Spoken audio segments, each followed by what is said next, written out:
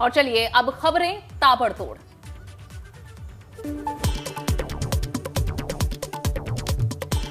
केंद्रीय गृह मंत्री अमित शाह ने जनसभा को संबोधित करते हुए कहा कि रैली में उमड़ी भीड़ इस बात का साफ संकेत है कि 2022 में एक बार फिर से यूपी में भाजपा की सरकार बनने जा रही है। अमित शाह ने 300 से ज्यादा सीटें जीतने का दावा किया।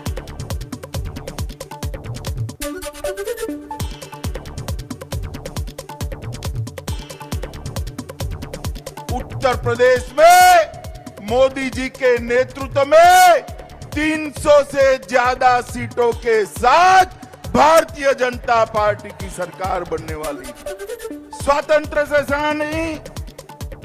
केंद्रीय गृह मंत्री अमित शाह हरदोई में जनविश्वास रैली को उन्होंने संबोधित किया। भाजपा की जीत का दावा किया। कहा 2022 में भी जनता की लहर भाजपा की सरकार बनाएगी।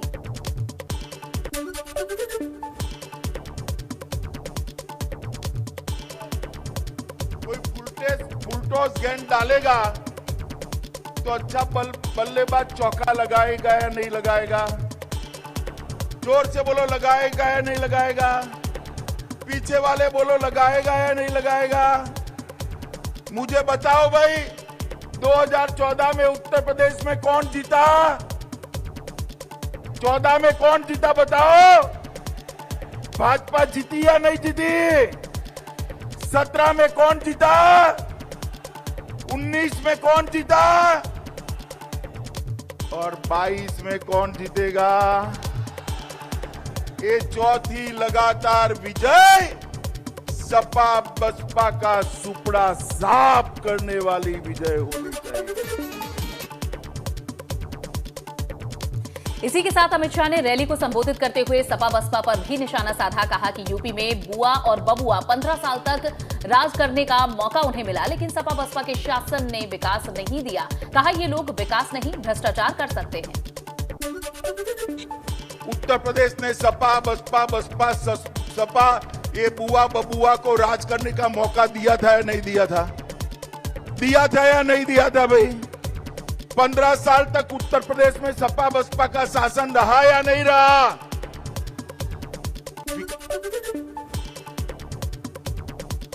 अखिलेश यादव को घेरते हुए गृह मंत्री अमित शाह ने कहा समाजवादी इत्र बनाने वालों के यहां से रेड पड़ी तो अखिलेश यादव को मचलन हुई। 250 करोड़ नकदी मिली है, जिसका विरोध करने वाले अखिलेश से अब जवाब देते नहीं बन रहा है। विभाग ने रेड लगाई भाई, अखिलेश को पेट के अंदर बहुत मचलन होगी। क्यों रेड लगा रहे हो? ये राजनीतिक फैसले है, ये राजनीतिक द्वेष के कारण रेड लगी है। हरदोई जनसभा में अमित शाह ने सपा पर बरसते हुए कहा कि अयोध्या में श्री राम मंदिर बने, इसके लिए भाजपा ने वर्षों तक संघर्ष किया, लेकिन कारसेवकों पर गोली किसने चलाई सब जानते हैं। कहा मोदी जी ने राम मंदिर का निर्माण का काम पूरा किया है। सेवकों पर डंडा किसने चलाया? डंडा चलाया, गोली चलाई। और हमें सवाल पूछते थे, यही अखिलेश जी सवाल पूछते थे 2017 2014 में कि मंदिर वहीं बताएंगे, तिथि नहीं बताएंगे। वहीं हरदोई रैली में केंद्रीय गृह मंत्री अमित शाह ने कहा कश्मीर की बात आती है तो विपक्षी दलों को बुखार आ जाता है। कहा 370 हटाने का मामला आया तो सपा बसपा कांग्रेस सब लामबंद हो गए, लेकिन मोदी जी ने धारा 370 को समाप्त कर दिया। 170 हटाने का जब मामला आया, ये सपा बसपा कांग्रेस सारे लामबंद हो गए। ये लोग अरुण रुदन करते रहे और मोदी जी ने देखते देखते 370 को समाप्त। हापुड़ के गढ़मुक्तेश्वर में जनविश्वास यात्रा के तहत भारतीय जनता पार्टी के राष्ट्रीय अध्यक्ष जेपी नड्डा ने एक विशाल जनसभा को संबोधित किया। इस दौरान विरोधियों पर जमकर बरसे जेपी नड्डा। कहा 2022 में भाजपा की जीत को लेकर भयभीत है विपक्षी दल। यह जनविश्वास यात्रा, ये विश्वास यात्रा है और हमारे अखिलेश भाई कभी कभी यात्रा में निकलते हैं, फिर क्वारंटाइन हो जाते हैं। ये जो यात्रा इनकी होती है, ये होती है झांसा यात्रा। इनकी झांसे की यात्रा होती है। हापुड़ के गढ़मुक्तेश्वर में भाजपा अध्यक्ष जेपी नड्डा ने कहा, पहले की सरकारों में एक के बाद एक भ्रष्टाचार होते थे, लेकिन आज प्रदेश भ्रष्टाचार मुक्त है। हमने विकास किया है, विपक्ष ने भ्रष्टाचार की दिया है। कहा 2022 में एक बार फिर कमल खिलेगा।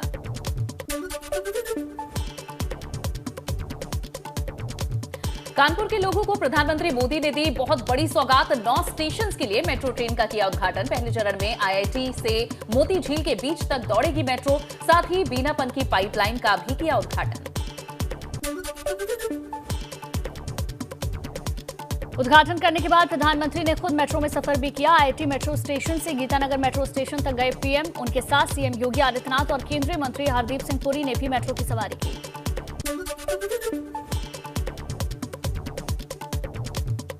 उद्घाटन के मौके पर कानपुर मेट्रो को फूलों से सजाया गया था। बेहद भव्य ये मेट्रो समय नजर आए। तिरंगे के रंग के गुब्बारे और लाइट से रोशन हुआ कानपुर मेट्रो स्टेशन। रात में रोशनी से नहाए मेट्रो स्टेशन की तस्वीरें कैमरे में कैद हुई। आईआईटी कानपुर के 54वें दीक्षांत समारोह में शामिल हुए पीएम मोदी। छात्रों को बांटी डिग्री। पीएम के साथ मुख्यमंत्री योगी आदित्यनाथ भी समारोह में रहे मौजूद। प्रधानमंत्री मोदी ने दीक्षांत समारोह को संबोधित कर कहा, जो सोच और एग्जीक्यूट आज आपका है, वही एटीट्यूड देश का भी है। जो सोच और एटीट्यूड आज आपका है, वही एटीट्यूड देश का भी है। तो आज सोच कुछ कर गुजरने की, काम करके नतीजे लाने।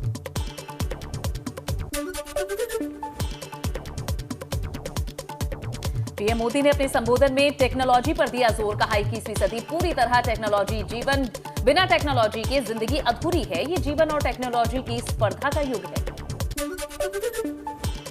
बिना टेक्नोलॉजी के जीवन अब एक तरह से अधूरा ही होगा। ये जीवन और टेक्नोलॉजी की स्पर्धा का युग है और मुझे विश्वास है कि इसमें आप जरूर आगे निकलेंगे।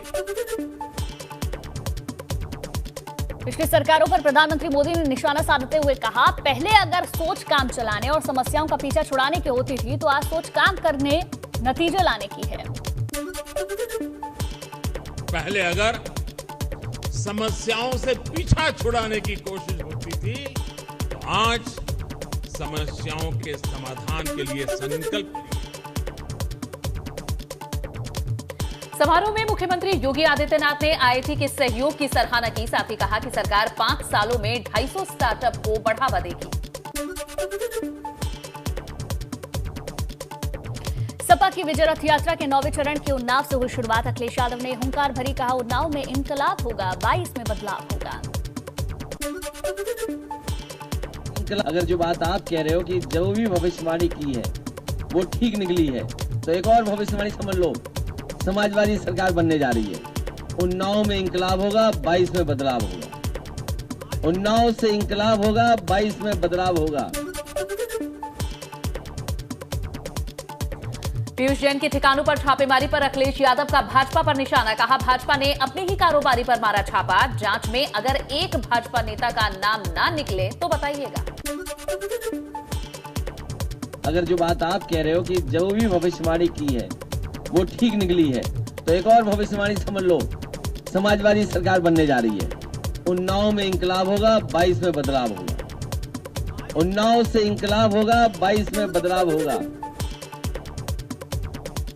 चुनाव आयोग ने प्रसपा को दिया चुनाव चिन्ह नया। शिवपाल यादव की पार्टी को स्टूल चुनाव चिन्ह अलॉट किया गया।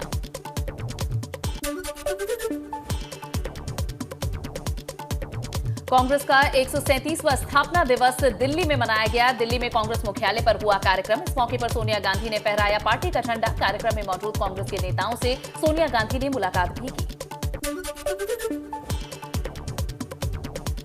इस दौरान सोनिया गांधी ने जब पार्टी का झंडा फहराने की कोशिश की तो वो पोल से छूटकर सीधा नीचे आ गया। माना जा रहा है कि झंडा ठीक से बंधा ही नहीं था।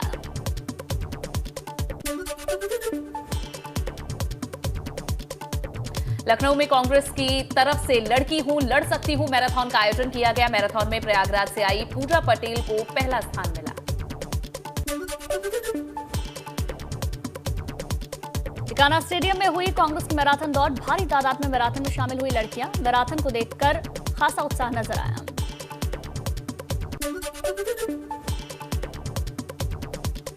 स्वास्थ्य सुविधाओं के सुधार को लेकर नीति आयोग ने यूपी की तारीफ की है। कहा, स्वास्थ्य सुविधाओं में सुधार में यूपी ने सबसे अच्छा काम किया है। डेल्टा रैंकिंग में पहले स्थान पर यूपी, दूसरे स्थान पर असम, जबकि तीसरे स्थान पर तेलंगाना।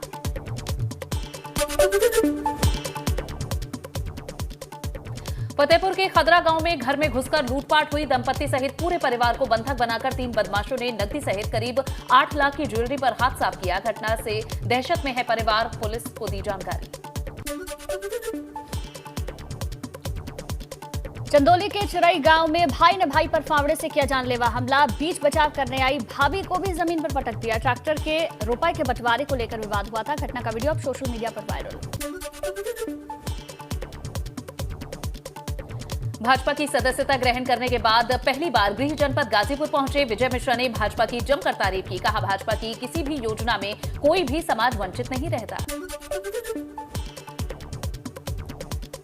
सीएम योगी के आर्थिक सलाहकार केवी राजू ने दिया इस्तीफा। किसी शोध परियोजना पर काम के लिए छोड़ा पद। केवी राजू की जगह किसी अर्थशास्त्री को नामित करने के आदेश। बहराइच में आयोजित प्रतिज्ञा सम्मेलन में पहुंचे नसीमुद्दीन सिद्दीकी ने साधा सरकार पर निशाना। कहा, सुप्रीम कोर्ट के निर्माण के बाद मंदिर मुद्दा हुआ खत्म, अब यहां कोई मुद्दा नहीं है। नसीमुद्दीन ने कहा कि यूपी में नौजवान, किसान, श्रमिक, महिलाएं परेशान हैं। आने वाले चुनावों में भाजपा को इसका भुगतना पड़ेगा खामियाजा।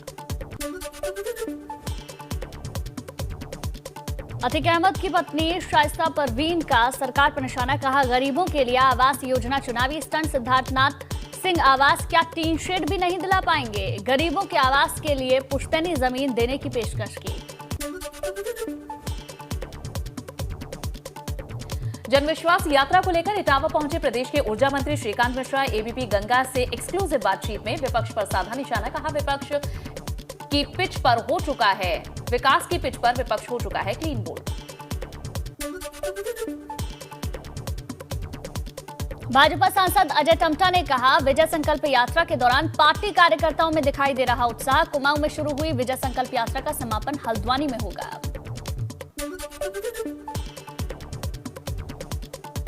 धाराचूरा में लगातार हो रही बर्फबारी के चलते नए साल का जश्न मनाने पहुंचे पर्यटक रास्ते में फंसे।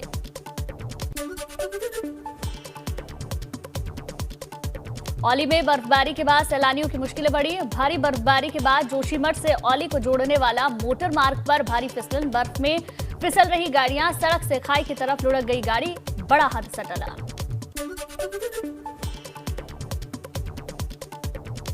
नैनीताल में रविवार रात हुई हल्की बर्फबारी के बाद सोमवार दोपहर को नैनीताल पहुंचे पर्यटकों ने बर्फ का लिया मजा। नैनीताल में रविवार को अचानक मौसम में बदली करवट। रात में शुरू हुई मौसम की पहली बर्फबारी।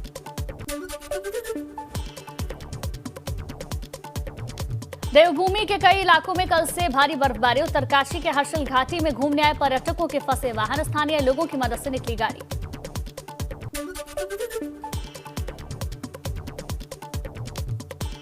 उत्तरकाशी में मौसम का मिजाज बदला। यहां पहाड़ बर्फ से ढके हैं। सुबह की धूप में बर्फ के ढके हुए पहाड़ बेहद खूबसूरत दिखाई दिए।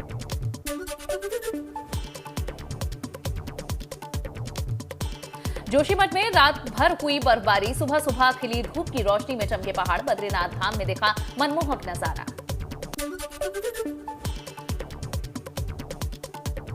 फतेहपुर में सराफा व्यापारी के साथ दुकान में घुसकर दबंगों ने की मारपीट। दुकान में रखे 1 लाख रुपए भी ले उड़े दबंग। मारपीट का वीडियो सोशल मीडिया पर हुआ वायरल। पुलिस ने दर्ज किया मुकदमा।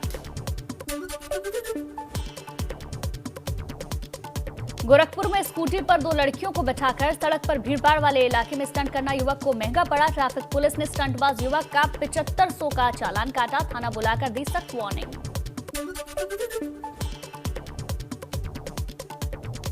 अमेठी में जिला बदर अपराधी ने मोबाइल चोरी के आरोप में लड़की को घर के अंदर बंद कर डंडों से पीटा। पीड़िता के पिता की तहरीर पर अमेठी कोतवाली में मुकदमा दर्ज।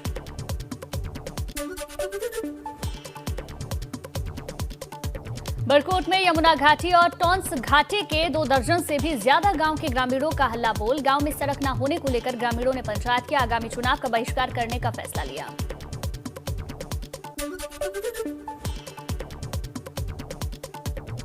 गाजियाबाद के इंद्रपुरम में हुक्का बार पर पुलिस ने छापेमारी की है। नाइट कर्फ्यू में भी धड़ल्ले से चल रहा था हुक्का बार। कई लोगों को गिरफ्तार कर थाने लाई पुलिस।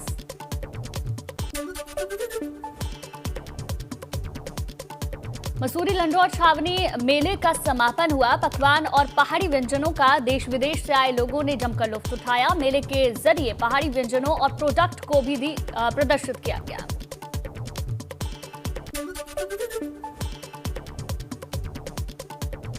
नए साल को लेकर कॉर्बेट नेशनल पार्क में दर्जनों गेस्ट हाउस फुल हैं। कॉर्बेट नेशनल पार्क का पसंदीदा जोन ढिकाला में फरवरी तक बुक है और पर्यटकों का उत्साह देखकर पार्क प्रशासन भी खुश है। पर्यटकों के लिए अब डे विजिट और नाइट स्टे की व्यवस्था की गई।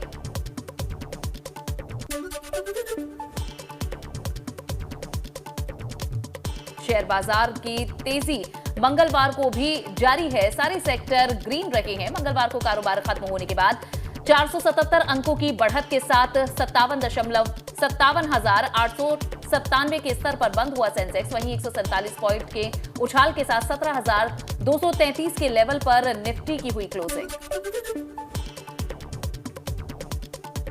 सोमवार के मुकाबले मंगलवार 28 दिसंबर को सोने चांदी दोनों की कीमत में उछाल आया। 84 रुपए की बढ़त के साथ 48,255 रुपए प्रति 10 ग्राम पर पहुंचा 24 कैरेट सोना। वहीं 689 रुपए के उछाल के साथ 62,105 प्रति किलोग्राम पर पहुंची चांदी।